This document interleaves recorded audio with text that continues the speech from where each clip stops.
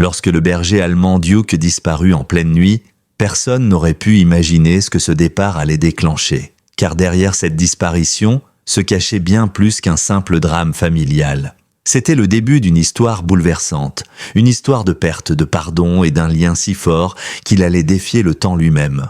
Pourquoi ce père, dévasté par la mort de sa femme, a-t-il décidé d'abandonner le seul être capable de sauver sa fille? Comment un chien, laissé pour mort dans le froid, a-t-il réussi à survivre pendant 5 longues années? Et surtout, que contenait la mystérieuse lettre retrouvée dans son collier, des années plus tard, qui allait tout changer? Ce que cette famille allait découvrir allait bouleverser toute une ville, et prouver que parfois, l'amour le plus fort n'est pas celui qu'on dit, mais celui qui revient, contre toute attente.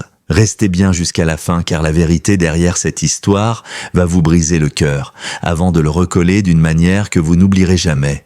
Mais avant de plonger dans cette histoire, prenez une seconde, aimez, partagez, abonnez-vous, et dites-moi d'où regardez-vous cette vidéo. J'adore voir jusqu'où voyagent de nos histoires. La tempête hurlait sur le parking comme un monstre enragé. Le vent fouettait la neige en tourbillons si épais qu'on ne distinguait presque plus les lampadaires. Devant le refuge pour animaux de North Lake, une silhouette tremblante se tenait immobile. Emily Carter, 14 ans à peine, serrait entre ses doigts engourdis un vieux collier en cuir. Ses joues rougies par le froid brûlaient sous les piqûres glacées de la neige, mais elle refusait de bouger. À travers la vitre givrée, elle voyait Madame Henderson, la directrice du refuge, tendre la main vers l'interrupteur. « S'il vous plaît » murmura Emily d'une voix à peine audible, le souffle emporté par le vent. « S'il vous plaît, ne fermez pas. » Derrière elle, son père Mark s'approchait, titubant légèrement, la neige couvrant ses épaules comme une armure gelée. Tous deux venaient de marcher près de 50 kilomètres à travers la tempête. Leurs silhouettes paraissaient irréelles, comme 2 fantômes perdus dans le blizzard. Madame Henderson s'était déjà tournée vers la porte quand elle avait entendu les coups désespérés. Elle hésita, la main figée sur la serrure. Devant elle, 2 visages pâles et transis la fixaient avec une intensité qui fendit son cœur. Le berger allemand, halta Emily, sa voix tremblant de froid et d'émotion. Celui que personne n'arrive à adopter, celui qui attend toujours. Les yeux de Madame Henderson s'agrandirent. « Comment sais-tu ça ?» Emily leva le collier qu'elle tenait entre ses doigts, tremblant. « Parce qu'il m'attend depuis 5 ans. » 5 ans plus tôt, les Carter vivaient dans une maison à 2 étages sur Maple Avenue, à Lakeshore, un petit bourg du Minnesota où tout le monde connaissait tout le monde. Dans cette communauté de moins de 3000 habitants, les gens se serraient les coudes chaque hiver pour affronter le froid glacial. La neige recouvrait les toits de novembre à avril et chacun prenait soin de ses voisins parce qu'à 20 degrés en dessous de zéro, c'était la seule manière de survivre. Laura Carter, la mère d'Emily, enseignait à l'école primaire du quartier. À 36 ans, elle rayonnait de douceur et d'énergie. Ses élèves l'adoraient pour sa patience et pour les cookies à la vanille qu'elle apportait souvent en classe. Mais derrière ses sourires, Laura cachait un secret. 2 ans plus tôt, les médecins lui avaient diagnostiqué une maladie cardiaque sévère. Un trouble rare, imprévisible, avec un risque de crise fatale à tout moment. Plutôt que d'entamer des traitements lourds et douloureux, elle avait choisi de vivre pleinement, de savourer chaque jour. Elle avait commencé à tenir un journal intime, à planifier l'avenir de sa fille et surtout à entraîner leur chien pour un but précis, juste au cas où. Mark, son mari, travaillait comme contremaître dans une scierie. Ses mains calleuses racontaient une vie de travail honnête. Il aimait sa famille d'un amour discret, mais profond. Le genre d'homme qui n'oubliait jamais un anniversaire, qui construisait des igloos dans le jardin chaque hiver et qui restait jusqu'à la fin des pièces de théâtre de l'école, même quand sa fille n'avait qu'une seule réplique. Emily, 9 ans à l'époque, partageait les yeux verts de sa mère et la ténacité tranquille de son père. Curieuse, rêveuse, souvent plongée dans un livre, elle trouvait sa joie la plus pure auprès de Duke, un berger allemand au pelage fauve et noir, adopté quand elle avait 4 ans. À 5 ans, Duke pesait déjà près de 40 kilos. Un compagnon loyal et intelligent qui dormait toujours au pied de son lit. Ce qui le rendait exceptionnel, c'était sa formation spéciale. Laura lui avait appris à tirer sur une corde rouge reliée au téléphone de la maison, un dispositif qui appelait automatiquement les secours. Elle lui avait aussi enseigné d'autres gestes d'urgence, priant pour qu'ils ne soient jamais nécessaires. Autour d'eux, la vie suivait son cours. Madame Chen, la voisine retraitée d'en face, observait tout par la fenêtre de son salon. Le vieux Harold Jenkins, bourru mais au grand cœur, entretenait la clôture mitoyenne. Et à quelques rues de là, une certaine Madame Henderson dirigeait un refuge pour animaux sans savoir qu'elle jouerait un jour un rôle crucial dans leur destin. Cet hiver-là, la famille Carter était heureuse. Cet hiver-là, rien ne laissait présager le drame qui approchait. Le 15 janvier commença comme n'importe quel matin d'hiver. Laura préparait des pancakes dans la cuisine pendant qu'Emily terminait ses devoirs à la table. Duke était couché sous la chaise, remuant la queue de temps en temps. La radio diffusait les prévisions météo. Encore une journée glaciale, pas plus de moins 12 degrés Celsius. Mais Laura semblait étrangement silencieuse. Parfois, sa main montait à sa poitrine, un geste furtif qu'Emily ne remarquait pas. Elle fixait sa fille avec une tendresse mélancolique, comme si elle voulait graver chaque détail de son visage dans sa mémoire. « Maman, tu me regardes bizarrement », dit Emily sans lever les yeux de son cahier. Laura sourit doucement. « J'aime juste te voir concentrée. Tu fais la même petite grimace que ta grand-mère quand tu réfléchis. » Quand le bus scolaire klaxonna dehors, Laura serra sa fille dans ses bras un peu plus longtemps que d'habitude. « Je t'aime plus que toutes les étoiles », murmura-t-elle dans ses cheveux. « Je t'aime plus que toutes les étoiles aussi, maman », répondit Emily. C'était leur phrase à elle, un secret entre mère et fille. Lorsque le bus disparut au coin de la rue, Laura resta un moment à la fenêtre, la main posée sur son cœur. Duke gémit doucement à côté d'elle comme s'il pressentait quelque chose. « Ça va, mon grand ?» lui dit-elle en lui caressant la tête. « Tu sais ce que tu dois faire si jamais il arrive quelque chose. Tu es un bon chien. » Marc était déjà parti au travail. La maison retomba dans le silence, seulement rythmé par le tic-tac de l'horloge. À 10h45, alors qu'elle montait les escaliers avec un panier de linge, la douleur la frappa de plein fouet. Une douleur fulgurante, écrasante dans la poitrine. Le panier glissa de ses bras, les vêtements dévalant les marches. Laura essaya d'attraper la rampe, mais ses doigts ne répondaient plus. Elle chuta lourdement, chaque marche cognant son corps avant qu'elle ne s'effondre au pied de l'escalier, immobile. Duke surgit aussitôt, aboyant frénétiquement. Il courut jusqu'à la cuisine, attrapa la corde rouge dans sa gueule et tira de toutes ses forces. Le téléphone se décrocha et appela automatiquement les secours. « 911, quelle est si votre urgence ?» dit une voix féminine. Duke aboya désespérément dans le combiné avant de revenir près de Laura, gémissant, tentant de la réveiller. De l'autre côté de la rue, Madame Chen leva la tête, alertée par les aboiements. Voyant Duke s'agiter contre la fenêtre, elle appela elle aussi les secours. « Quelque chose ne va pas chez les Carter, le chien devient fou », dit-elle d'une voix paniquée. Lorsque les paramédics arrivèrent 8 minutes plus tard, ils trouvèrent Duke couché contre le corps de Laura, refusant de bouger. Il fallut le tirer doucement pour pouvoir intervenir. Mais c'était trop tard. Laura Carter était morte sur le coup, victime d'un arrêt cardiaque massif. Elle n'avait que 36 ans.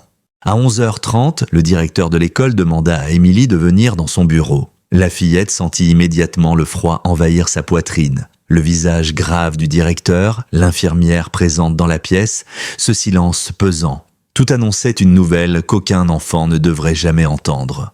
25 minutes plus tard, Marc arriva, le visage blême, vidé. Ils rentrèrent à la maison sans un mot. Le trajet sembla durer une éternité, le monde défilant derrière les vitres embuées, sans qu'aucun son ne parvienne à percer le silence. Devant la maison, une voiture de police stationnait encore. À l'intérieur, des agents terminaient leur rapport. « Mort naturelle », conclurent-ils. Une crise cardiaque foudroyante aggravée par une chute brutale. Emily franchit la porte en courant et vit les brancardiers emporter un corps recouvert d'un drap blanc. Ce corps qui, quelques heures plus tôt, préparait encore des pancakes. Elle hurla, un cri si profond, si animal, qu'il fit frissonner les voisins. Duke, au pied de l'escalier, gémissait en tentant de la rejoindre. Elle se jeta contre lui, s'accrochant à sa fourrure comme si sa vie en dépendait. Marc resta debout dans le couloir, figé. Son regard passa de la corde rouge au téléphone décroché, puis à Duke. « Le chien était là » murmura-t-il d'une voix étranglée. « Il aurait pu faire quelque chose. Il aurait dû faire quelque chose. » Ce fut la première graine du poison, minuscule mais dévastatrice, et elle commença à grandir dans son cœur. Le 22 janvier, sous une neige fine et silencieuse, tout le village se réunit à l'église blanche au bord du lac. Le thermomètre affichait moins 26 degrés Celsius. L'air était si froid qu'il coupait la peau à chaque inspiration. Emily portait une robe noire trop grande pour elle, celle de sa mère. Le tissu traînait sur le sol et ses petites mains s'y agrippaient comme à une ancre. Son visage était pâle, impassible. Elle ne pleurait plus. Elle avait dépassé les larmes. Marc marchait à ses côtés, raide, les mâchoires serrées, incapable d'exprimer la moindre émotion. L'église débordait de monde. Les élèves de Laura, leurs parents, les enseignants, les voisins. Beaucoup pleuraient ouvertement. On murmurait à voix basse que c'était une tragédie, qu'elle était partie trop tôt, que c'était une injustice. Mais d'autres murmures, plus sombres, circulaient aussi. Le chien était là, non? Il n'a rien fait pour la sauver. Personne ne savait qu'il avait en réalité déclenché l'appel d'urgence. Personne ne connaissait la vérité. Les rumeurs allaient plus vite que les faits. Pendant la cérémonie, Émilie fixait le cercueil sans bouger. Marc ne pleurait pas. Il restait debout, les poings serrés, incapable de regarder qui que ce soit. Duke, lui, était resté à la maison. Les chiens n'étaient pas autorisés à l'église, mais surtout, Marc avait refusé de l'y emmener. Émilie avait supplié. Il avait répondu d'un ton glacial « Ce chien n'a plus sa place ici ». Lorsque la neige se mit à tomber sur le cimetière, Émilie jeta une rose blanche sur le cercueil. « Je t'aime plus que toutes les étoiles, maman », murmura-t-elle d'une voix brisée. Marc, à côté, fixait la tombe avec un visage fermé. Pas une larme, pas un mot, juste un silence dur comme la pierre. Cette nuit-là, la maison devint un mausolée. Le feu s'éteignit dans la cheminée, le tic-tac de l'horloge semblait résonner plus fort qu'avant. Vers 23 heures, Marc était assis seul dans la cuisine, une bouteille de whisky entamée devant lui. Il n'avait jamais bu avant, mais cette nuit-là, il cherchait quelque chose pour étouffer la douleur qui lui déchirait la poitrine. Duke, allongé sur le tapis près du feu, leva parfois la tête, inquiet. Il fixait l'escalier, gémissant doucement. Marc le regardait en silence, les yeux vides. Plus il buvait, plus sa colère montait. Une colère absurde, irrationnelle, mais dévorante. À chaque fois qu'il posait les yeux sur le chien, il revoyait Laura, inerte au bas des marches. Il revoyait le téléphone décroché, la corde tirée. Et dans son esprit embrouillé, la douleur se transforma en haine. À 1h du matin, il se leva, chancela, attrapa la laisse de Duke. « Allez, viens, on va faire un tour », marmonna-t-il d'une voix pâteuse. Le chien se leva aussitôt, la queue battant faiblement. Il ne savait pas que cette promenade serait la dernière. Marc démarra le vieux pick-up, la route couverte d'une fine couche de neige. Il roula pendant près d'1 heure, sans but, s'enfonçant dans des zones rurales isolées. Le silence autour de lui n'était troublé que par le moteur et le vent. Finalement, il s'arrêta sur une route déserte bordée de champs gelés. Il coupa le contact, ouvrit la portière. Duke descendit, croyant à une balade. Marc retira son collier, le jeta sur le siège du camion. Ses mains tremblaient. « Je suis désolé, mon grand », souffla-t-il, les larmes brouillant sa vision. « Je ne peux plus te voir. » Puis il remonta dans le camion, démarra et partit. Dans le rétroviseur, il vit Duke courir derrière le véhicule, aboyant, glissant sur la neige. Il accéléra. Après quelques centaines de mètres, la silhouette du chien disparut dans le blizzard. Marc s'arrêta plus loin, descendit et vomit dans la neige, puis il remonta et rentra chez lui, brisé. Le lendemain matin, le cri d'Émilie le réveilla. « Papa, où est Duke ?» Elle courait de pièce en pièce, fouillant la maison, appelant son nom. Marc, la tête lourde, mentit. « Il s'est enfui pendant la nuit. J'ai cherché, mais il est parti. » Émilie recula incrédule. « Non, non, ce n'est pas vrai. On va le retrouver. » Elle sortit dehors en pyjama, pieds nus dans la neige, hurlant le nom de son chien.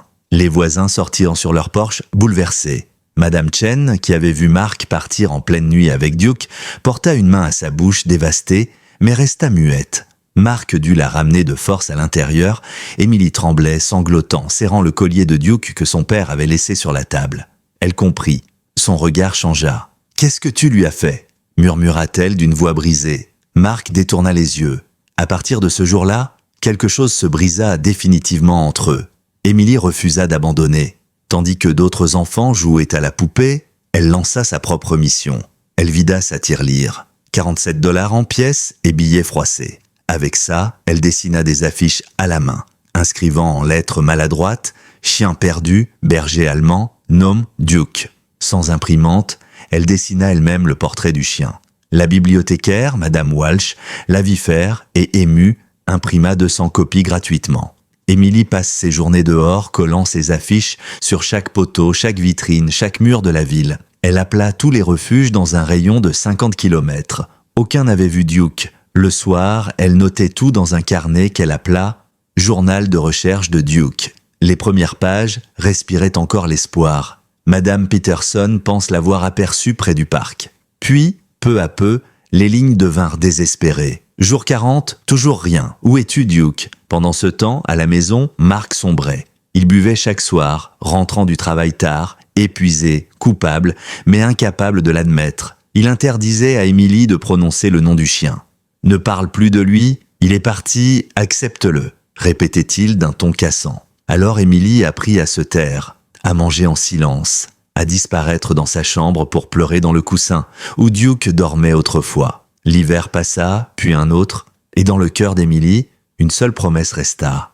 Elle ne cesserait jamais de chercher. Quand Emily retourna à l'école, 3 semaines après l'enterrement, les murmures commencèrent aussitôt. Dans une petite ville comme Lakeshore, les histoires se déforment vite. Ce qui s'était passé dans la maison Carter n'était plus un drame familial. C'était devenu une légende morbide. Les enfants racontaient que le chien avait attaqué sa maîtresse ou qu'il avait simplement regardé Laura mourir sans rien faire. Certains disaient même qu'il s'était enfui de honte. À la récréation, les chuchotements suivaient Emily partout. Dans la cantine, elle s'asseyait seule au bout de la longue table de bois pendant que les autres s'éloignaient, leurs rires étouffés se mêlant à la rumeur. Les professeurs détournaient les yeux, mal à l'aise. Ils ne savaient pas quoi lui dire.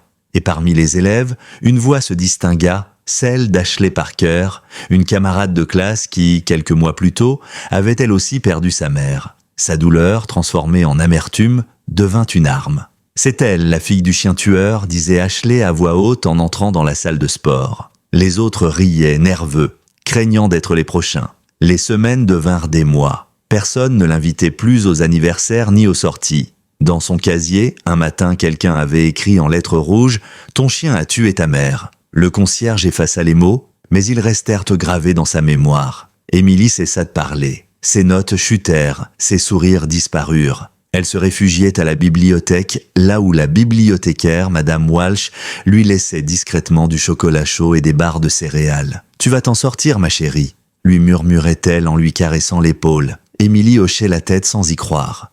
À la maison, l'atmosphère était encore plus lourde. Mark, amaigri, buvait désormais tous les soirs. La Syrie lui avait déjà donné 2 avertissements pour absence répétée. Il mangeait devant la télévision sans un mot. Emily, de son côté, vivait en silence, s'accrochant à ses recherches comme à une bouée de sauvetage. Chaque fois qu'elle tentait de parler de Duke, la colère de son père éclatait. « Ne prononce plus ce nom dans cette maison !» criait-il, le regard vide. Alors elle se taisait, avalant ses mots comme on avale un secret brûlant. Les mois passèrent et l'hiver suivant arriva sans décoration, sans sapin, sans musique. Le 25 décembre, Emily suspendit seule 3 chaussettes au-dessus de la cheminée. Une pour elle, une pour sa mère et une pour Duke. Son père ne remarqua même pas. La maison était devenue un tombeau. Puis, un jour de mars, à l'épicerie, une femme s'approcha d'elle. « Tu es bien la fille Carter, celle qui cherche son chien ?» demanda-t-elle. Emily sentit son cœur bondir. « Oui, vous l'avez vu ?» La femme hocha la tête. « Je crois. Un grand berger allemand, du côté de Mill Road, près de l'ancienne usine. » Emily courut trouver son père, qui examinait des factures dans l'allée d'à côté. « Papa, s'il te plaît, une dame l'a vu. » Mark, déjà ivre malgré l'heure matinale, secoua la tête. « Oublie ce fichu chien. » Emily ne répondit pas. Elle enfourcha son vieux vélo et pédala 8 miles à travers la neige fondante. Ses jambes lui brûlaient, son souffle se coupait dans l'air froid, mais elle continua jusqu'à la vieille usine. Et là, dans la boue, un berger allemand fouillait dans les poubelles. Son cœur s'arrêta une seconde. « Duke ?» appela-t-elle, la voix tremblante. Le chien leva la tête, même pelage, même taille, mais ce n'était pas lui. Le regard n'était pas le même. Son espérance s'effondra en une seconde. Une femme sortit d'un hangar. « C'est mon chien, jeune fille. Tu t'es trompée. » Emily tomba à genoux dans la boue, sanglotant sans pouvoir s'arrêter. La femme, émue, la ramena chez elle en voiture. Devant la maison, elle toqua à la porte, prête à gronder Mark pour avoir laissé sa fille partir seule. Mais quand il ouvrit, titubant, l'odeur d'alcool lui prit à la gorge. « Cet enfant a besoin d'aide », dit-elle sévèrement. Mark referma la porte en lâchant « Occupez-vous de vos affaires ». Le temps passa encore. Emily grandit, son visage d'enfant se durcit.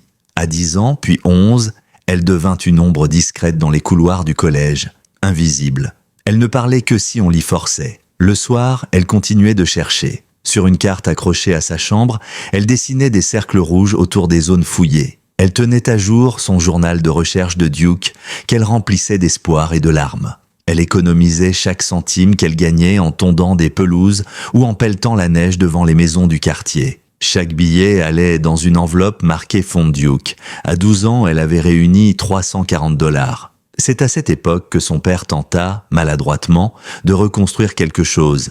Il avait rencontré Linda Walsh, la bibliothécaire, une femme douce, compatissante, qui connaissait la souffrance d'Emily mieux que personne. Quand Mark l'invita à dîner, Linda accepta, espérant pouvoir aider cette famille de brisés. Mais dès qu'Emily la vit franchir la porte, son monde explosa. « Tu veux remplacer maman ?» hurla-t-elle. « Tu l'as détruite, tu as détruit Duke, et maintenant, tu veux recommencer. » Mark tenta de la calmer, mais elle s'enferma dans sa chambre. Linda, patiente, tenta de gagner sa confiance. Elle apportait des livres, préparait des biscuits, essayait de parler d'école ou de souvenirs heureux. Mais Emily restait glaciale, distante.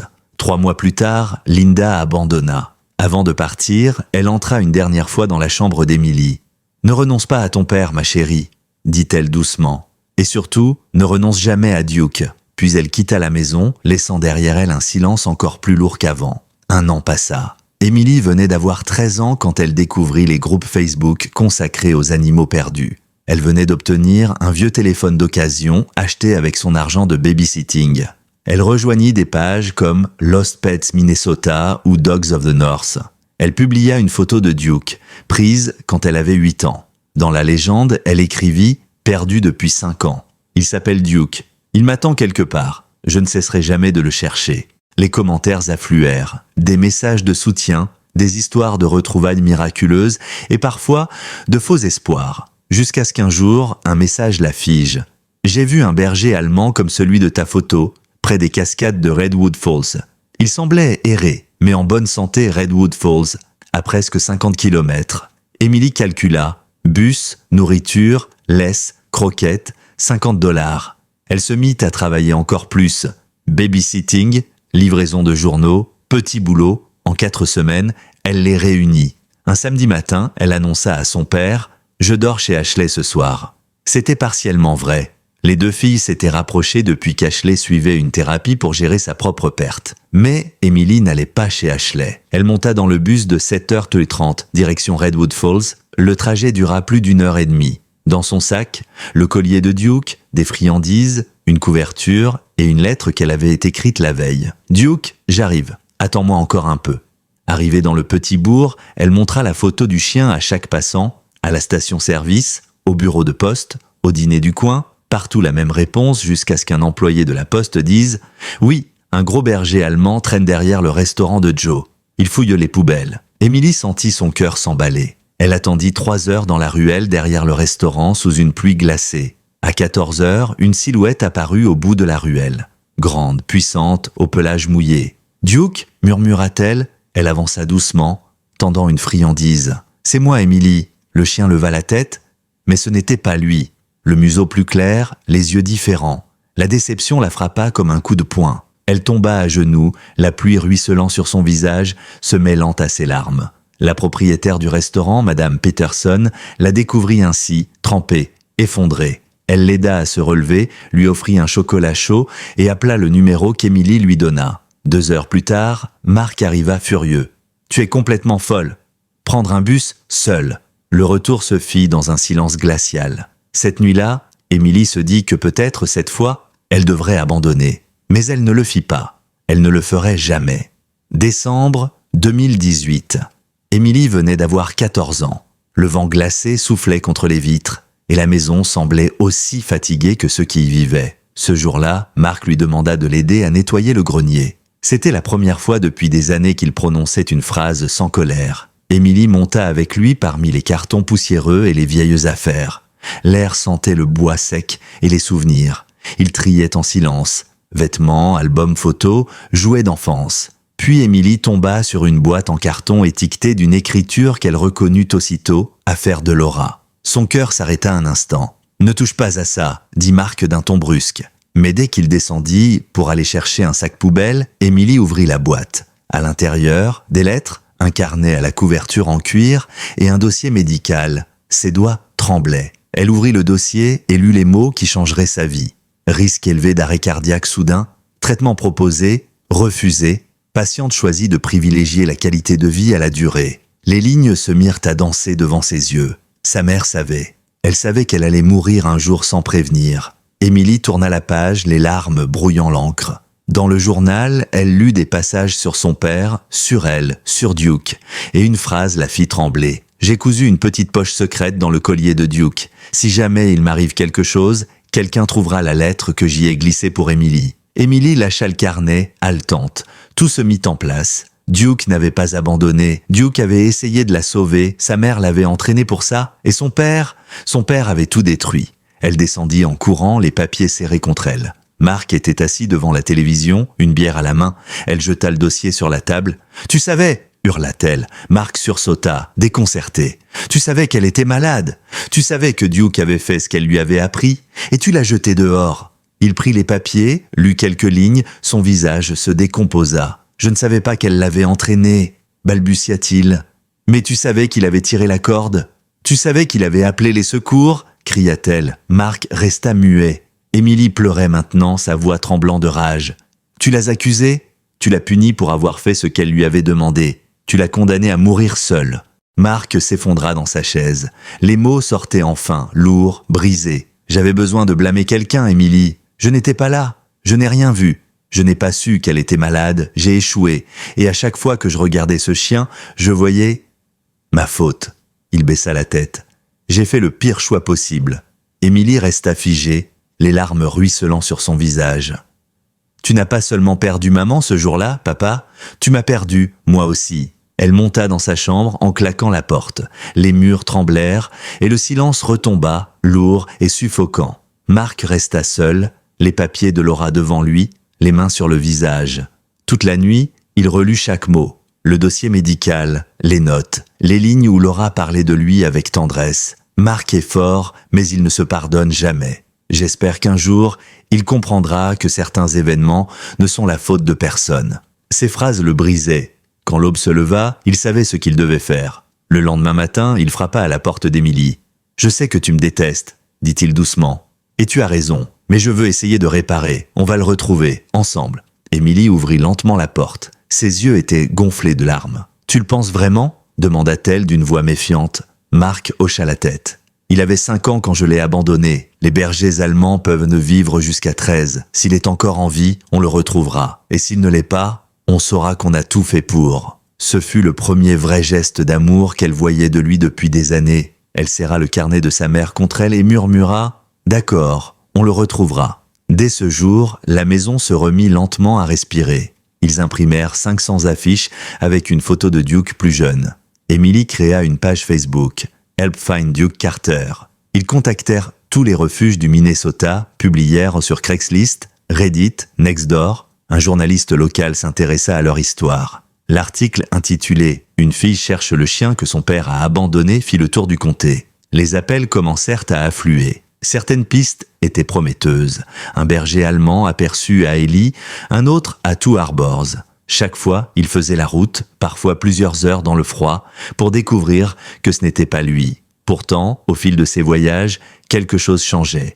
Émilie et Marc se remettaient à parler. Ils partageaient des souvenirs de Laura. Des rires timides revenaient comme des étincelles dans la cendre. En août 2019, Émilie comptait déjà 3 carnets pleins de notes et de cartes. Les recherches coûtaient cher. Essence, impression, matériel. Marc prit un second emploi à l'usine pour financer leur déplacement. Il dormait peu, buvait moins. Émilie voyait l'effort, la sincérité. Elle ne lui pardonnait pas encore, mais elle commençait à comprendre. Et puis, un matin de décembre, tout changea. Émilie était en cours de sciences quand son téléphone vibra dans sa poche. Un message de son père. « Appelle-moi tout de suite ». Elle demanda la permission de sortir, le cœur battant. « Qu'est-ce qu'il y a ?» dit-elle en décrochant. La voix de Marc tremblait. « Un refuge de Baïji vient d'appeler. Ils ont recueilli un berger allemand il y a 3 ans. Personne n'a jamais pu l'adopter. Il attend toujours. Émilie, ils disent qu'il a l'air d'attendre quelqu'un. » Elle sentit son cœur s'arrêter. « Papa, tu crois que c'est lui ?»« Je crois que oui. Baïji était à presque 120 miles de là. »« Il faut y aller maintenant, dit-elle. J'arrive te chercher. » À 15h30, ils étaient sur la route. Mais dehors, la tempête s'intensifiait. Les bulletins météo parlaient d'un blizzard imminent. Les voitures s'arrêtaient sur le bas-côté. Marc continua. « Emily, les mains serrées sur le collier de Duke, ne dit rien. À 17 heures, le camion glissa sur la neige et s'enfonça dans un fossé. Les pneus patinaient, le moteur hurlait, impossible de bouger. Marc appela une dépanneuse, 3 heures d'attente minimum. Emily regarda l'heure, 17h20. Le refuge fermait à 19h. « On va rater la fermeture », murmura-t-elle. Le silence tomba dans le véhicule. Puis elle dit d'une voix ferme, « On peut marcher ». Marc la fixa, choqué. 30 miles dans une tempête, c'est de la folie. Elle serra le collier dans sa main. « J'ai attendu 5 ans, papa. Je peux marcher 30 miles, mais pas seul. J'ai besoin de toi. » Il la regarda longuement. Dans ses yeux, il vit la même flamme que celle de Laura, la même force tranquille. Il hocha la tête. « D'accord, on y va. » Ils sortirent du camion, la neige leur fouettant le visage. Le vent hurlait comme une bête. Les premiers kilomètres furent les plus durs. Leurs pas s'enfonçaient dans la poudreuse, leurs vêtements gelaient. Émilie avançait en silence, ses lèvres bleues, les doigts serrés sur le collier. Marc, haletant, suivait, posant parfois une main sur son épaule pour la soutenir. Ils marchèrent ainsi pendant des heures. À 18h45, les lumières de Baiji apparurent au loin, floues dans la tempête. Émilie accéléra le pas, le cœur prêt à exploser. À 19h02, ils atteignirent le refuge. Les lumières s'éteignaient à l'intérieur. Elle courut jusqu'à la porte, frappant de toutes ses forces. « S'il vous plaît, ouvrez !» Une silhouette apparut derrière la vitre. Madame Henderson, le manteau sur les épaules, prête à partir. « Nous sommes fermés !» cria-t-elle en entr'ouvrant la porte. Émilie trembla. « Le berger allemand, celui dont personne ne veut. Vous avez reçu un appel? Nous sommes les Carter. Nous avons marché 30 miles pour venir. S'il vous plaît. Juste 5 minutes. » Madame Henderson resta figée. Leur visage était rougi par le froid, leurs vêtements couverts de neige. Elle hésita, puis soupira. « Bon sang, entrez !» L'air à l'intérieur du refuge était saturé d'odeurs. Désinfectants, poils mouillés, espoir. Les néons grésillaient faiblement, jetant une lumière blafarde sur les cages métalliques alignées le long du couloir. Des dizaines de chiens aboyaient à l'unisson à leur passage, certains excités, d'autres terrifiés. Émilie n'entendait plus rien. Son cœur battait si fort qu'il couvrait tout le reste. Marc marchait à ses côtés, une main posée sur son épaule, son visage à moitié gelé, mais déterminé. Madame Henderson les guidait à travers le couloir. « Il est arrivé ici il y a 3 ans. » expliqua-t-elle. On l'a trouvé près d'une ferme abandonnée, à 40 miles d'ici. Il était dans un état terrible, amaigri, les pattes brûlées par le froid. Il n'aurait jamais dû survivre à cet hiver-là, mais il l'a fait. Elle s'arrêta devant une porte. On l'a soigné, nourri, rééduqué. 15 familles ont voulu l'adopter. 15, et chaque fois c'était pareil. Il refusait de s'attacher, restait assis, regardant la porte, comme s'il attendait quelqu'un. Émilie sentit sa gorge se nouer. « Quelqu'un » murmura-t-elle. « Pas quelque chose, quelqu'un. » Madame Henderson hocha lentement la tête. « D'après le règlement, j'aurais dû le faire euthanasier au bout de 6 mois, mais je n'ai pas pu. Il y avait quelque chose dans ses yeux. » Elle posa la main sur la poignée. « Il est là. Mais préparez-vous, il n'est plus tout jeune. Ce que vous allez voir. » Émilie n'écoutait déjà plus. La porte s'ouvrit dans un léger grincement. La lumière froide du couloir se répandit dans la cage. Au fond, sur une couverture élimée, un grand berger allemand dormait, le museau gris, le poil clairsemé. Son corps semblait fatigué, presque fragile. Émilie s'approcha du grillage, ses jambes tremblaient. « Duke !» chuchota-t-elle, aucune réaction. Le chien ne bougea pas. Son cœur se serra. Ce n'était pas lui. C'était impossible. Duke l'aurait reconnu. Elle fit un pas en arrière, la gorge brûlante. Puis Marc, derrière elle, murmura « Dis-lui la phrase ». Émilie se figea. Elle ferma les yeux, reprit son souffle et dit d'une voix brisée « Je t'aime plus que toutes les étoiles ». Le silence tomba. Puis soudain, un léger mouvement. Une oreille se redressa. Le chien leva lentement la tête. Ses yeux, d'un brun profond, se posèrent sur elle. Pendant 3 secondes, ils se fixèrent, sans un bruit. Puis quelque chose changea, son regard s'illumina, sa respiration s'accéléra, et en un instant, il bondit sur ses pattes, chancelant, trébuchant presque, mais avançant plus vite, toujours plus vite, vers la grille. Un aboiement retentit, un son qu'Émilie n'avait pas entendu depuis 5 ans, ce double aboiement si particulier, le sien. « Oh mon Dieu !» murmura Madame Henderson, la main sur la bouche. Elle s'empressa d'ouvrir la cage. Dès que le verrou céda, Duke se rua dehors, manquant de renverser Émilie. Il posa ses pattes sur ses épaules, sa queue battant frénétiquement. Il la couvrit de l'échouille, Pleurant presque, son corps tremblant d'émotion, Émilie tomba à genoux, éclatant en sanglots. « Duke, mon bon garçon, je suis là. Je t'ai cherché tous les jours, tous les jours. » Le chien gémissait, pressant son corps contre elle comme s'il voulait fusionner avec elle, ne plus jamais la quitter. Mark s'agenouilla à son tour, posant la main sur la tête de Duke. Sa voix tremblait. « Mon Dieu, je suis tellement désolé. » Duke leva les yeux vers lui, hésitant. Il renifla sa main, puis, lentement, lui lécha le visage. Pas de rancune, juste un pardon pur, sans condition. Mark se mit à pleurer de vraies larmes, les premières depuis l'enterrement de Laura. Tous trois restèrent ainsi, enlacés au milieu du sol froid du refuge, dans ce silence sacré qu'on ne trouve qu'après un miracle. Madame Henderson détourna le regard pour leur laisser un moment d'intimité, essuyant discrètement ses propres larmes. Après quelques minutes, elle revint avec un petit sac en cuir usé. « Quand nous l'avons trouvé, ça, expliqua-t-elle, il portait ceci autour du cou. J'ai lu la lettre à l'intérieur et je l'ai gardé au cas où quelqu'un viendrait le réclamer. Je crois que c'est pour vous. » Émilie prit le sac d'une main tremblante. À l'intérieur, une feuille pliée, légèrement tachée, mais encore lisible. Elle la déplia. L'écriture était fine, ronde, familière, celle de sa mère. « À celui ou celle qui trouvera ce chien, écrivait Laura. Il s'appelle Duke. C'est un berger allemand, loyal et brave. Il a été entraîné à aider en cas d'urgence. Si vous le trouvez, sachez qu'il a fait tout ce qu'il pouvait pour me sauver. Il n'a rien fait de mal. Prenez soin de lui. Et si vous pouvez, ramenez-le à ma fille, Émilie. Elle aura besoin de lui pour traverser ce qui vient. Il la protégera comme il m'a protégée. Et elle l'aimera comme je l'ai aimée. » Émilie lut à voix haute, sa voix se brisant à chaque phrase.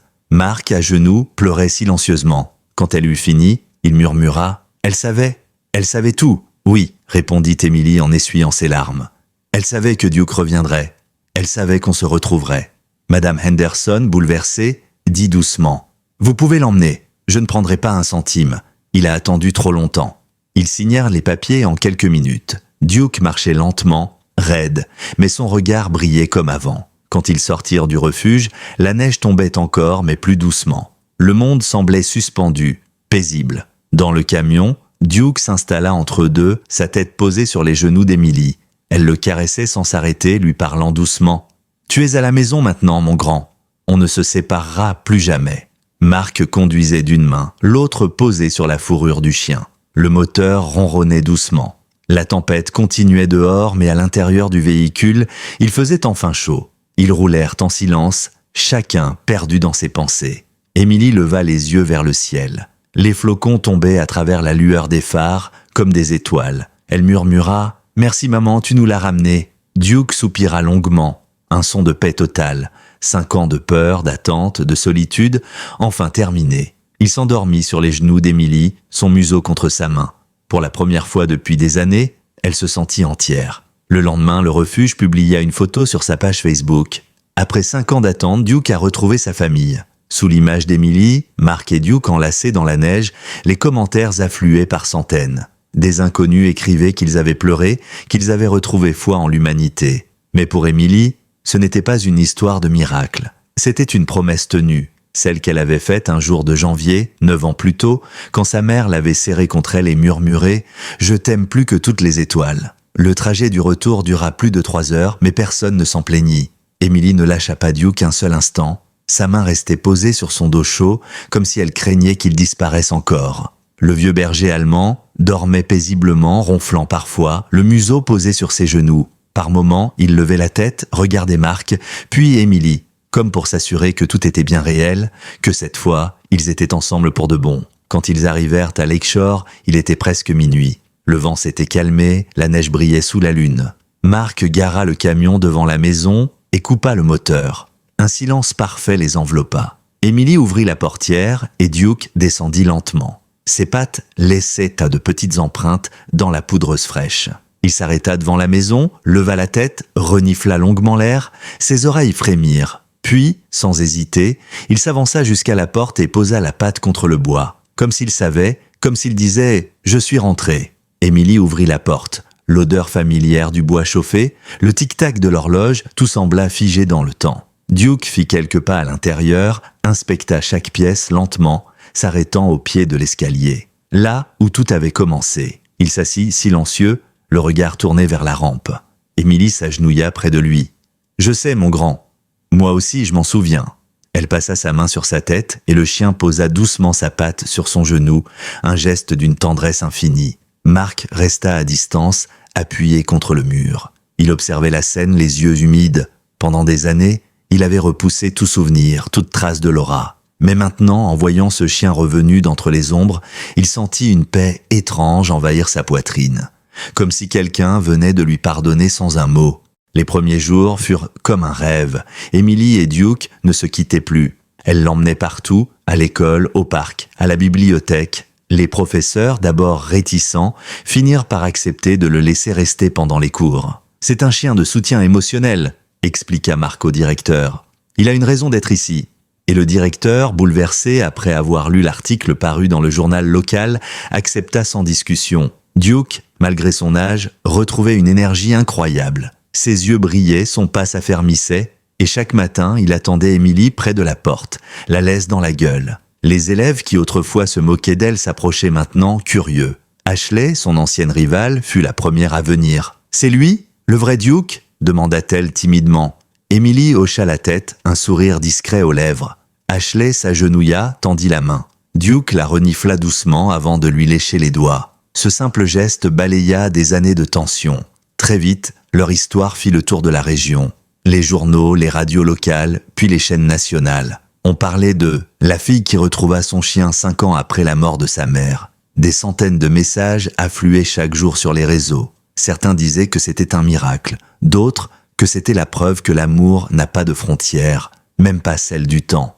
Emily lisait tout, émue, mais ce qui comptait pour elle, c'était une seule chose. Duke était là. Et son père aussi. Marc, de son côté, changeait.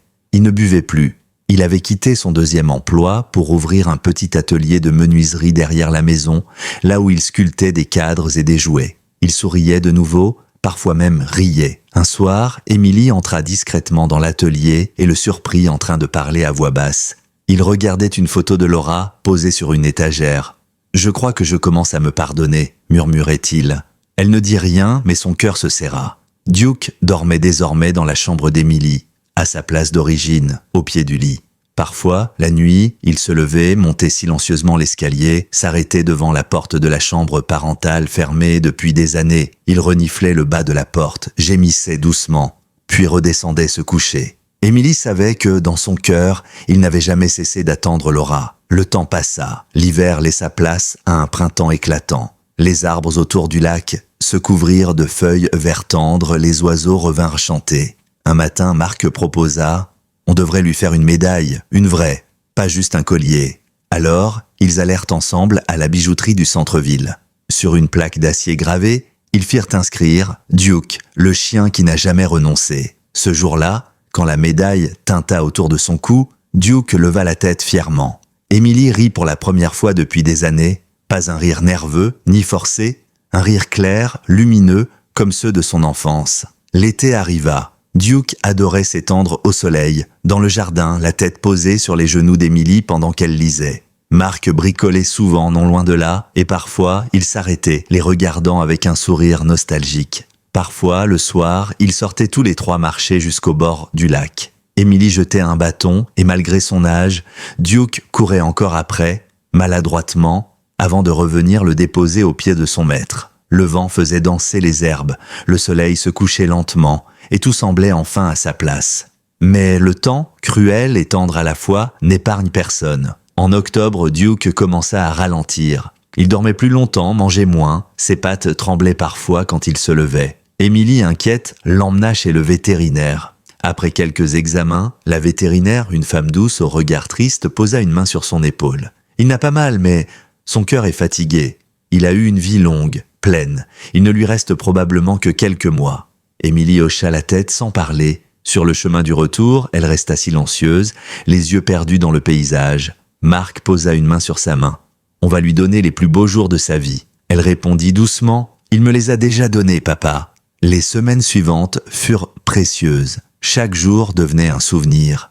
Emily dormait souvent par terre à côté de lui, sa tête posée sur son flanc.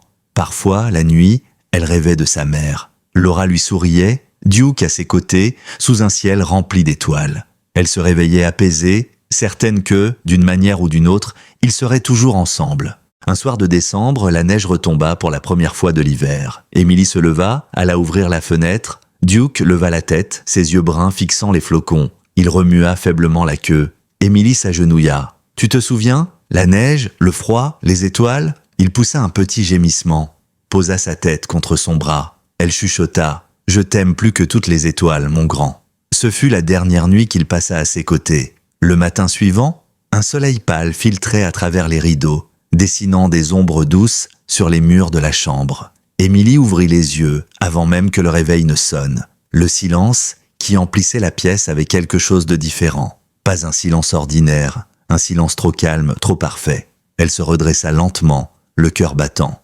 Duke était allongé sur son tapis, immobile. Sa respiration, lente et fragile depuis plusieurs jours, semblait s'être arrêtée pendant une fraction de seconde, puis un souffle très léger. Il était encore là. Elle se glissa à genoux près de lui. Ses doigts passèrent dans sa fourrure grise. « Bonjour, mon grand », murmura-t-elle d'une voix tremblante. Ses yeux s'ouvrirent doucement. Il la regarda avec cette douceur qui lui appartenait à lui seul. Une étincelle d'amour pur, malgré la fatigue immense qui l'écrasait. Émilie savait. Pas besoin de mots, c'était le jour. Elle appela son père. Marc entra quelques minutes plus tard, déjà habillé, comme s'il avait su lui aussi. Ils échangèrent un regard silencieux, un de ceux qui n'ont pas besoin d'explication. « On va appeler la vétérinaire », dit-il simplement. Émilie acquiesça, incapable de parler. La docteure Peterson arrive en début d'après-midi. Une femme douce au regard calme, celle qui les avait déjà accompagnés quand ils avaient appris la nouvelle. Elle posa doucement sa mallette sur la table, puis s'accroupit près de Duke. « Il a tenu plus longtemps que beaucoup ne l'auraient cru », dit-elle avec un sourire triste. Émilie hocha la tête, les larmes aux yeux. « C'est parce qu'il m'attendait. » La vétérinaire prit une grande inspiration. « Il ne souffre pas, mais son cœur est très faible. Si vous voulez qu'il parte paisiblement, je peux vous aider. » Émilie caressa le museau de Duke. « Pas encore. Juste un peu plus de temps. » Alors ils sortirent tous les trois dans le jardin sous un ciel bleu clair, rare en ce mois de décembre. La neige fondait un peu, formant des reflets d'argent. Marc avait préparé une couverture près du vieux chêne, celui sous lequel Laura aimait lire.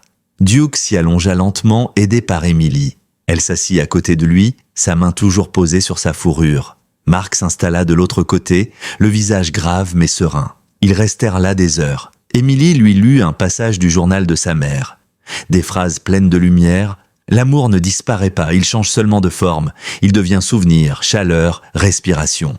Duke ferma les yeux, apaisé. De temps en temps, il battait faiblement de la queue comme pour dire « je t'entends ». Quand le soleil commença à descendre derrière les arbres, la docteure Peterson s'approcha. Émilie hocha la tête. Il était temps. La vétérinaire parla doucement. « La première injection va juste l'endormir. La seconde arrêtera son cœur. Il ne sentira rien. » Émilie prit le visage de Duke entre ses mains. « Tu as tenu ta promesse, mon bon garçon. Tu es revenu. Tu m'as sauvé. Tu as rendu papa à la vie. Et maintenant, tu peux aller la retrouver.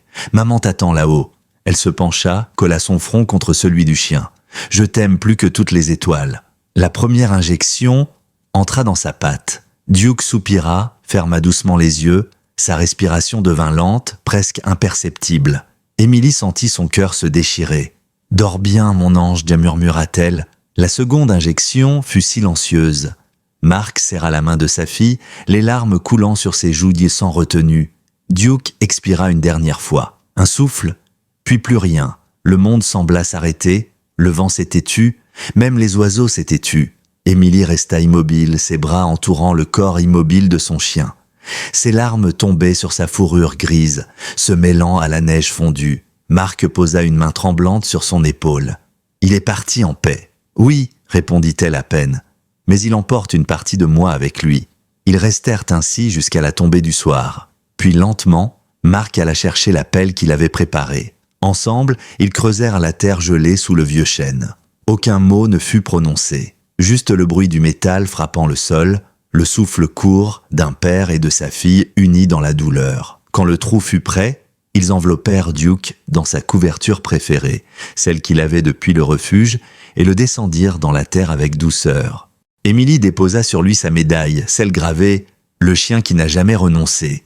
Puis elle posa sur la couverture son collier, usé, mais encore tiède. « Tu resteras avec nous pour toujours. » Mark prit une pierre lisse et y grava quelques mots à la main. Duke Carter, le plus fidèle des amis. 2009 à 2020. Il a attendu et il a tenu sa promesse. Les voisins, avertis par Ashley, vinrent le lendemain pour la cérémonie. Madame Chen, la vieille dame d'en face, apporta des fleurs. Ashley, les yeux rougis, prit la parole. « J'ai connu Emily quand tout le monde se moquait d'elle. Mais elle n'a jamais cessé de croire. Et grâce à ça, on a tous appris ce qu'est la fidélité. » Emily s'avança, la voix tremblante mais ferme. « Duke m'a appris que l'amour ne s'arrête pas quand quelqu'un part. Il attend, comme lui l'a fait, et il revient, quand on est prêt à le recevoir. » Elle jeta une poignée de terre sur la tombe, suivie de Mark, puis des autres. Le bruit de la terre contre la couverture résonna comme un battement de cœur, puis le silence retomba. Cette nuit-là, Emily ne dormit pas dans sa chambre. Elle resta sur le canapé, près de la fenêtre, d'où elle pouvait voir la tombe du chien, sous la lueur des lampadaires. Le vent soufflait doucement, faisant frémir les branches du chêne. Elle crut voir une ombre passer sous l'arbre, furtive, familière, et pendant un instant, elle aurait juré entendre un léger tintement, celui de la médaille gravée. « Bonne nuit, Duke », murmura-t-elle. Le lendemain, Emily et Mark décidèrent de ranger les affaires du chien. Ses jouets, ses bols, sa laisse. Chaque objet semblait chargé d'un souvenir. Emily ouvrit le tiroir où elle avait gardé son collier. Elle le prit dans ses mains. Le cuir était abîmé, le métal rayé, mais il portait encore son odeur. Elle passa son doigt sur la couture intérieure et remarqua quelque chose d'étrange. Une ligne de fil différente, cousue à la main. Son cœur accéléra. Elle prit une paire de ciseaux, coupa délicatement la couture et en sortit une petite pochette plastique scellée. À l'intérieur, un papier plié plusieurs fois. L'écriture, encore une fois, celle de sa mère. « Papa !» cria-t-elle. « Viens voir ça !» Mark accourut, essoufflé. Emily déplia la feuille, les mains tremblantes. La date en haut fit trembler sa voix. 14 janvier 2013, la veille du drame. Emily et Mark s'assirent de côte à côte sur le lit, le papier jauni entre leurs mains. Le silence était lourd, sacré. La feuille tremblait à peine, comme si elle respirait encore. Emily prit une grande inspiration, essuya ses larmes et lut à voix haute. « Ma chère Emily, » commençait la lettre, « si tu lis ceci, c'est que Duke n'est plus à tes côtés. Cela veut dire que le temps a fait son œuvre et que tu es devenue la jeune femme que j'ai toujours su que tu serais. Forte, loyale et pleine d'amour. » Les mots semblaient flotter dans la pièce, doux et puissants à la fois. Emily sentit sa gorge se serrer. Mark ferma les yeux, la mâchoire crispée. « Je sais que ce que tu as vécu a été difficile, » continuait Laura. « Mais il faut que tu comprennes une chose essentielle. Rien de ce qui est arrivé n'est la faute de ton père, pas de Duke, et surtout, pas de toi. J'ai choisi ma manière de vivre, comme j'ai choisi d'aimer chaque instant. J'ai refusé les traitements parce que je voulais rire avec toi, cuisiner avec toi, voir ton père sourire, même si c'était pour un temps plus court. » Emily s'arrêta un instant, submergée, ses mains tremblaient. Mark posa doucement sa main sur la sienne. « Continue, » murmura-t-il d'une voix rauque. Elle reprit. « Si ton père a pris des décisions qu'il regrette, c'est parce qu'il souffrait trop. La douleur nous fait faire des choses qu'on ne comprend pas soi-même. Il a porté le poids de ma mort comme une punition, et il t'a fait porter le sien. Mais il t'aime, Emily. Il t'a toujours aimé, et il a besoin de ton pardon pour redevenir l'homme que j'ai connu. » Emily sentit les larmes couler sur ses joues. Mark, à côté d'elle, pleurait silencieusement, les épaules secouées. Laura continuait, sa voix semblant traverser le papier pour les envelopper. « Duke n'était pas seulement un chien, il était notre lien. Je l'ai choisi pour qu'il vous garde tous les deux, même après mon départ. Je savais qu'il vous ramènerait l'un vers l'autre. Quand tu le retrouveras, parce que je sais que tu le feras, ma fille. Ce sera le signe que le pardon est possible. Pour ton père, pour toi, pour nous tous. » Emily s'arrêta, incapable de continuer. Mark prit le papier, lut à voix haute les dernières lignes, sa voix brisée mais claire. « Ne laisse jamais la peur ou la colère t'enchaîner. Aime encore et encore, même quand c'est difficile. Parce que l'amour est la seule chose que la mort ne peut pas emporter. Et quand tu regarderas les étoiles, sache que je t'y attends. Je t'aime plus que toutes les étoiles du ciel. » La signature, maman.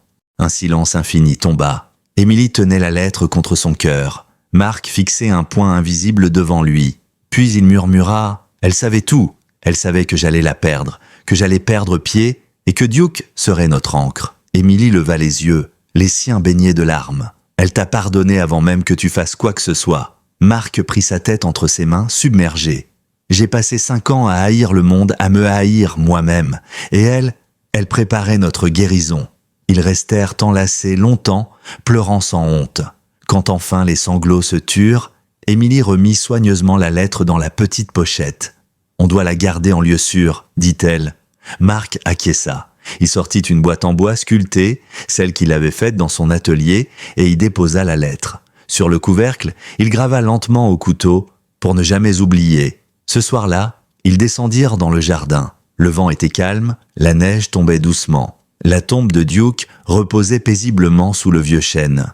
Émilie posa une lanterne au pied de la pierre et alluma la flamme. « Regarde, maman, on a trouvé ta lettre. Et on a compris. » Marc s'agenouilla à côté d'elle. « Laura, je t'ai tellement manqué de respect dans ma douleur. J'ai perdu ta lumière, j'ai blessé notre fille. Mais grâce à toi, grâce à Duke, on est revenu à la vie. » Il leva les yeux vers le ciel, où les étoiles scintillaient par milliers. « Merci pour ton plan, merci pour ton amour. » Leur souffle se mêlait dans l'air glacé. Émilie posa la main sur la pierre. « Tu sais, papa, elle avait raison. Duke était plus qu'un chien. Il était une promesse. » Marc hocha la tête. Une promesse tenue. Dans les jours qui suivirent, ils décidèrent de raconter toute l'histoire. Pas seulement celle du chien perdu et retrouvé, mais celle de la lettre, du pardon, du message de Laura. Émilie voulait que personne n'oublie ce que Duke avait représenté. Elle créa un site, avec l'aide d'Ashley, Duke's Promise. Elle y publia des extraits du journal de sa mère, les lettres retrouvées et leur aventure. Très vite, les messages affluèrent de partout. Des gens racontaient leurs propres histoires de perte, de pardon, de retrouvailles. Certains disaient que cette histoire leur avait redonné envie de chercher leur animal disparu. D'autres, qu'elle leur avait permis de renouer avec un proche après des années de silence. Marc lisait chaque message bouleversé. « On ne se rend pas compte, Émilie, dit-il un soir. Ce qu'on a vécu, ça devient une lumière pour d'autres. » Émilie sourit. C'était son but, papa. Maman voulait qu'on continue à aimer, à partager, qu'on fasse de notre douleur quelque chose de beau. Quelques semaines plus tard, ils reçurent un appel inattendu. Une journaliste de Minneapolis voulait faire un reportage sur eux. Émilie accepta, à condition qu'il parle surtout de Duke et de ce qu'il représentait. Le reportage fut diffusé sur plusieurs chaînes. On y voyait Émilie raconter calmement l'histoire, la voix tremblante d'émotion. Les images montraient Duke, son regard doux, les photos du jour de leur retrouvailles et la tombe illuminée sous la neige. Les réactions furent immenses. Des milliers de partages, des lettres de partout dans le pays. Certains téléspectateurs proposèrent de financer un refuge au nom de Duke. L'idée fit son chemin. Marc et Émilie décidèrent de créer une fondation. La mission de Duke, dédiée à aider les familles à retrouver leurs animaux perdus et à sensibiliser sur l'abandon. La première levée de fonds dépassa toutes les espérances. D'anciens vétérinaires, des bénévoles, des familles endeuillées s'y joignirent. L'amour, celui qui avait traversé la mort, prenait racine dans le monde réel. Un soir, après avoir trié des dizaines de courriels de familles réunies avec leurs animaux grâce à leur aide, Émilie leva les yeux vers le cadre suspendu au mur. C'était une photo d'elle, de Duke et de Marc, prise le jour de leur retrouvaille. Derrière eux, on distinguait Madame Henderson souriante, une main sur la bouche pour cacher ses larmes. En dessous, une phrase gravée dans le bois, « Il a attendu 5 ans. Nous, une vie entière pour comprendre pourquoi. » Elle sourit, les yeux embués. « Tu vois, maman, tout ce que tu avais prévu, tout s'est réalisé. » Marc, dans l'embrasure de la porte, ajouta. « Et on n'a pas fini. Ce n'est que le début. » Les années passèrent. Émilie avait maintenant 17 ans. Son visage avait changé, mais ses yeux, eux, gardaient cette lumière si particulière, la même que Laura, la même que Duke. Elle avait grandi avec un but, que l'histoire de son chien ne soit pas une fin, mais un commencement. Sous son impulsion, la mission de Duke prit une ampleur inattendue. Ce qui n'était qu'une idée née d'une douleur devint un réseau national. Tout avait commencé modestement. Un petit local prêté par la mairie, quelques bénévoles, un site internet rudimentaire. Mais très vite, les dons affluèrent. Des vétérinaires, des dresseurs, des comportementalistes, des adolescents en quête de sens, tous venaient offrir du temps et de l'énergie. Marc, redevenu l'homme doux et patient d'autrefois, gérait la partie logistique. Émilie, elle, devenait le visage du projet. Elle parlait dans les écoles, sur les plateaux télé, dans les refuges. Sa voix tremblait toujours un peu quand elle racontait la première fois où Duke l'avait reconnue. Mais cette émotion était sa force. Les gens l'écoutaient, touchés, captivés. Il voyait dans cette jeune fille pas seulement une survivante, mais une preuve vivante que le pardon peut tout reconstruire. En 2 ans, la fondation avait permis à plus de 2000 familles de retrouver leurs animaux perdus. Des campagnes d'affichage, des partenariats avec des vétérinaires, des drones thermiques pour retrouver les animaux disparus en hiver, tout cela portait la marque d'une seule idée. Aucun lien n'est jamais vraiment perdu. Un soir d'été, lors d'une conférence à Minneapolis, Emily monta sur scène devant près de 500 personnes. Derrière elle, sur un grand écran, une photo, Duke, assis dans la neige, la tête levée vers le ciel.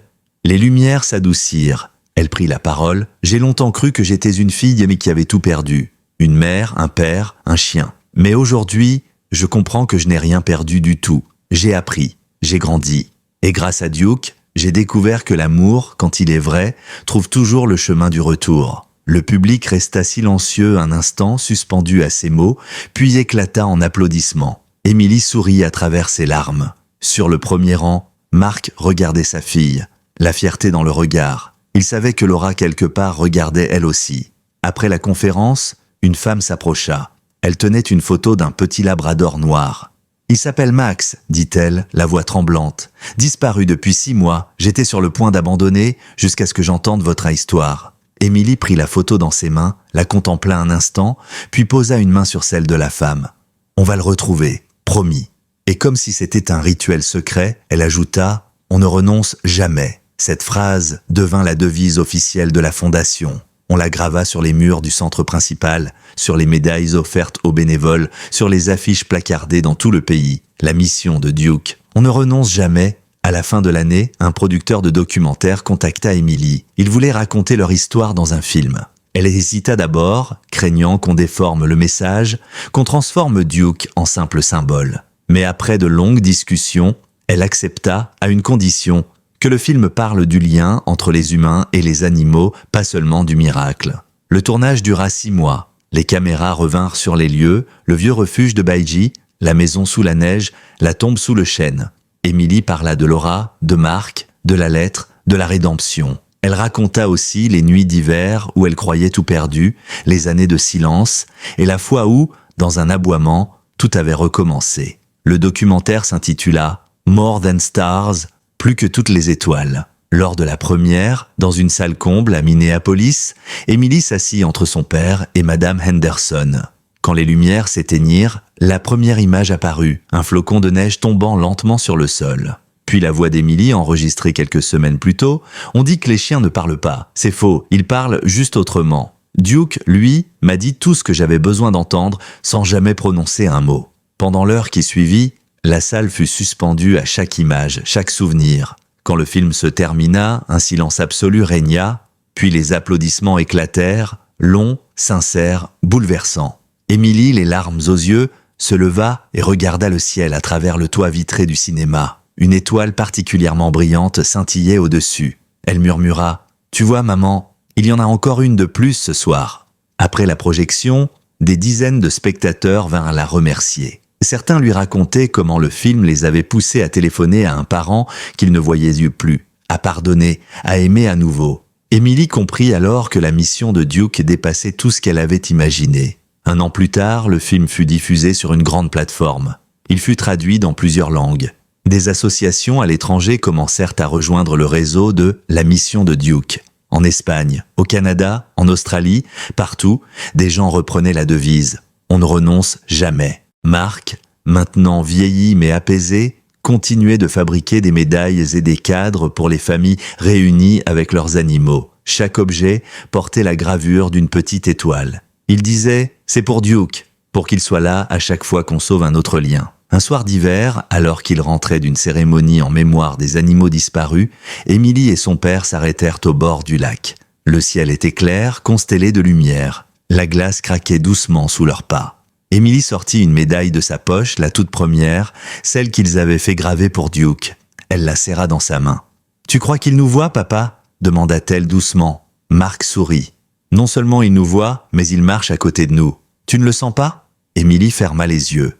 Le vent froid glissa contre sa joue, et l'espace d'un instant, elle sentit une chaleur légère, un souffle familier, un frottement contre sa main.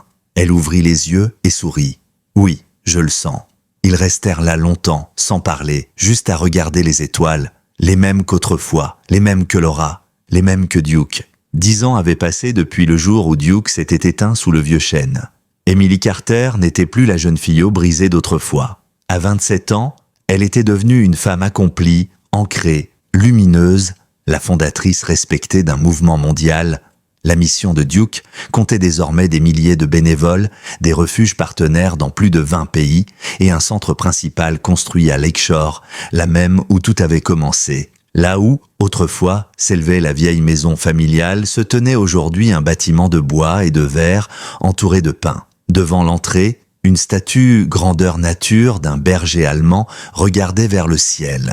Sur le socle, une simple inscription « Duke ». Il a attendu, et il a tenu sa promesse. Chaque visiteur qui franchissait la porte passait sa main sur la tête de la statue, comme pour saluer un vieil ami. Émilie le faisait à chaque fois, par habitude, par amour. Pour elle, c'était plus qu'un geste, c'était un serment. Le centre accueillait non seulement des animaux perdus, mais aussi des enfants en difficulté, des vétérans, des personnes endeuillées, car Émilie avait compris, au fil du temps, que Duke n'avait pas seulement sauvé une fillette et son père, il avait sauvé leur capacité à aimer. Et cet amour, elle le partageait désormais avec tous ceux qui en avaient besoin. Mark vivait toujours à Lakeshore, à quelques rues du centre.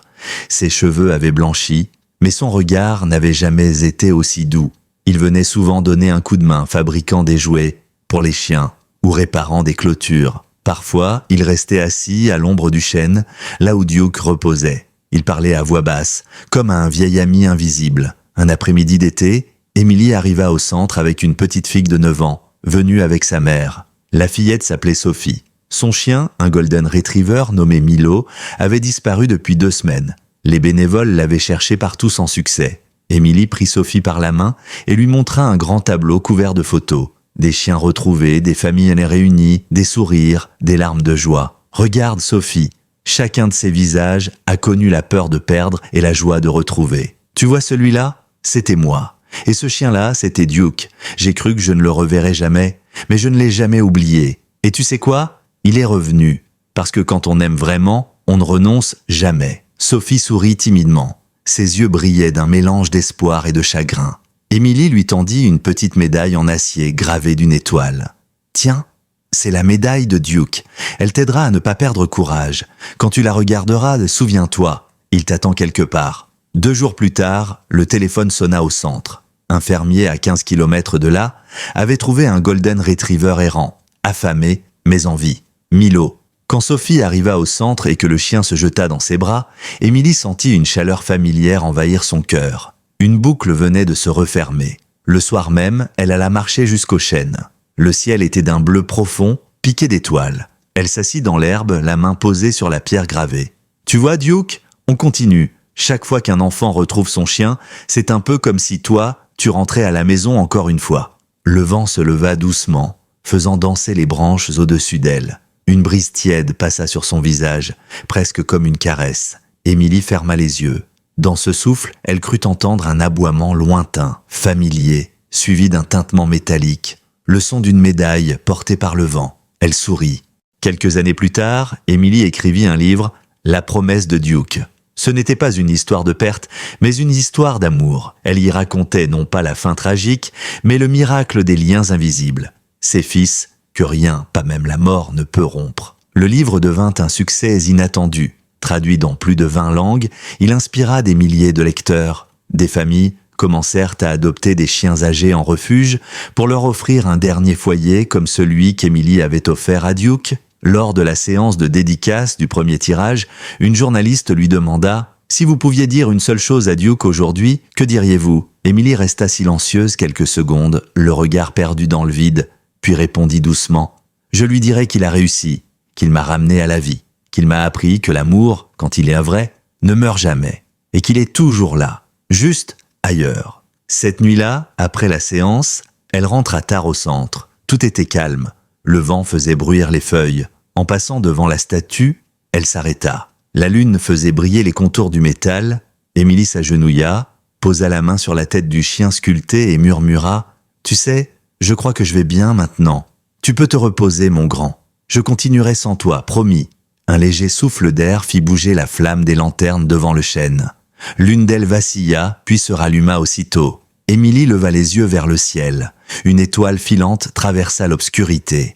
Elle éclata d'un sourire à travers ses larmes. « Je t'aime plus que toutes les étoiles », murmura-t-elle, et pour la première fois depuis longtemps, elle sentit au fond d'elle que tout, absolument tout, était à sa place. Le monde semblait suspendu, paisible. Le vent, la lumière, le murmure des feuilles, tout portait la trace d'un chien qui, jadis, avait refusé d'abandonner. Et dans le silence du soir, une seule vérité subsistait, claire, immuable. L'amour n'a pas de fin. Il attend, toujours.